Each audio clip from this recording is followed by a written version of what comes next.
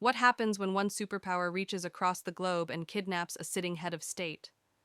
Today, we dive into one of the most extraordinary geopolitical turnarounds in decades: the capture of Venezuelan President Nicolas Maduro by U.S. forces, how it happened, why it matters, and what it means for the future of world order. T's big questions. Was it a lawful arrest or a kidnapping? Is this the start of a new era of U.S. military assertiveness? What do other nations think? 2. Background. Who is Nicolas Maduro? Political rise. Maduro succeeded Hugo Chavez in 2013, built his power via Chavismo, a leftist movement. Venezuela has suffered deep economic collapse, hyperinflation, mass migration.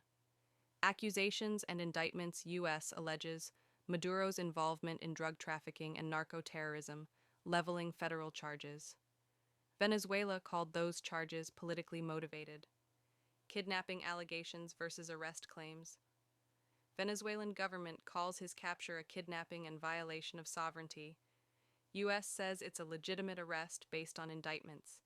This context is vital to understanding the rest of the narrative. 3.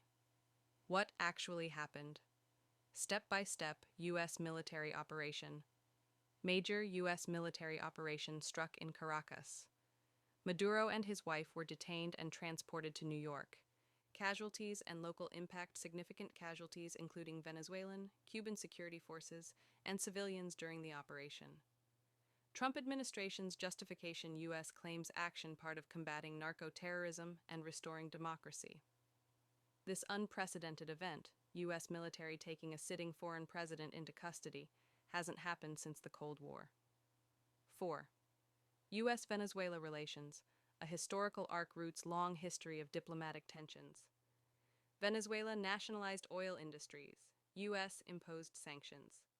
Cold War and post-Cold War. Venezuela aligned with Russia, China, accused U.S. of imperial ambitions. Preceding events: U.S. military buildup in the Caribbean prior to the operation. Narco-terrorist designations for Venezuelan military cartel. This sets the scene for understanding why the U.S. acted when it did. 5. Global reactions. Who supports, condemns. Let's break this into regions and key players. Latin America. Argentina's president applauded action. Brazil strongly condemned it as a violation of sovereignty. Colombia rejected aggression and mobilized border forces. Major powers: China condemned U.S. use of force, called for respect for sovereignty. Russia called the U.S. attack armed aggression. Regional and global bodies: UN, concern over international law and precedent. ECOWAS urged respect for Venezuela's independence. Middle East and others. Some groups, e.g. Hamas, denounced the operation as a violation of international law. Many Arab states avoided official statement to maintain diplomatic relations. 6. Current scenario. On the ground in Venezuela, power vacuum and turmoil. Acting President Delcy Rodriguez is seeking cooperation with the U.S. while trying to maintain authority. Security and civil unrest. Armed militias deployed, checkpoints and curfews. Human impact: fear, uncertainty, displacement, protests for and against U.S. actions. This section humanizes the fallout beyond the political rhetoric. 7. Geopolitical stakes: oil, influence, and power. Oil interests. Venezuela signs oil export deal with U.S. worth billions. Geopolitical competition: U.S. versus China, Russia, influence in Latin America. Latin American nations worry about a new era of interventionism. This explains that while crime and democracy are cited reasons, oil and power dynamics are central. 8. Climax: what this means for the world international law crisis. One country using force inside another to seize its president may set a dangerous precedent. Global order at stake, UN Charter principles potentially undermined. Ripple effects. Other nations may respond by bolstering military sovereignty. Could affect U.S. credibility on international justice when leader actions are inconsistent. This moment could be remembered as a turning point. Like the invasion of Panama in 1989, but on a much larger scale. 9. Final thoughts and questions to the audience. Dear viewers, I'm asking to you, was this a necessary intervention or unlawful aggression? Will this inspire other nations to take similar action? How should international law evolve to handle future conflicts like this? 10. Was it really a kidnapping? Legal versus political interpretation. This section deepens the controversy. International law perspective. Under international law, especially UN Charter Article 24, prohibits use of force against the sovereignty of a state. Vienna Convention on Diplomatic Relations. A sitting president enjoys sovereign immunity, cannot be arrested by another state without consent or UN mandate. Many legal experts argue this action fits the definition of extraordinary rendition, not lawful arrest. U.S. legal argument. The U.S. claims Maduro is not a legitimate president. He is a criminal narcotics leader. Venezuela is a failed narco state. This creates a dangerous loophole. If one country declares another leader illegitimate, can it kidnap them? That question shakes the foundation of global diplomacy.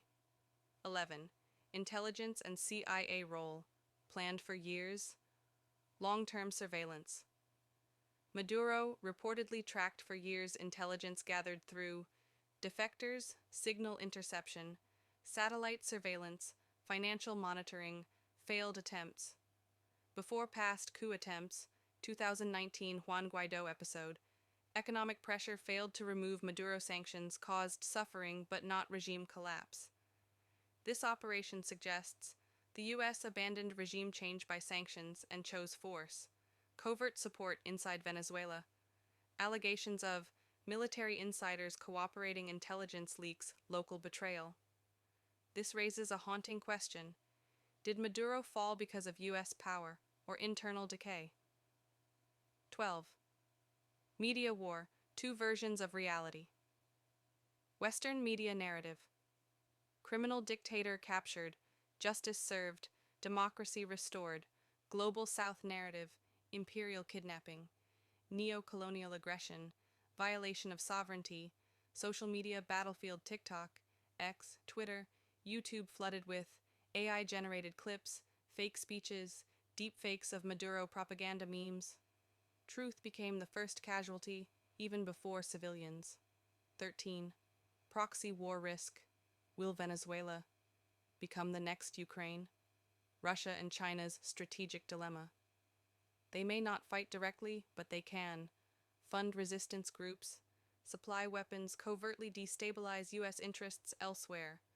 Possible proxy escalations increased Russian activity in Africa, Middle East, Chinese pressure on Taiwan, South China Sea. The message sent was clear. If you act in our backyard, we'll act in yours. 14. Oil curse. Revisited. The real reason Venezuela never had peace. Venezuela sits on world's largest proven oil reserves. History shows oil-rich nations with weak institutions often face foreign intervention, internal coups, endless instability pattern, recognition Iran, sanctions Iraq, invasion, Libya, regime change Venezuela, economic war, military action. Oil doesn't bring wealth, it brings attention. 15. The human cost, voices never heard. Ordinary Venezuelans. Families divided, fear of civil war. No clarity about future leadership. Migration crisis. Millions already fled Venezuela. New instability may trigger another migration wave. Pressure on Latin America and U.S. borders. When leaders fight, citizens pay the price. 17. Moral question. Who decides right and wrong? If the U.S. can do this, can China arrest Taiwan leaders? Can Russia seize Ukrainian officials abroad? Can Israel capture foreign leaders globally? This incident asks humanity, is power now greater than law? 18. The fall of the idea of sovereignty.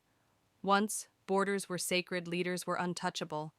Now, drones cross borders, cyber attacks ignore boundaries, presidents can be seized.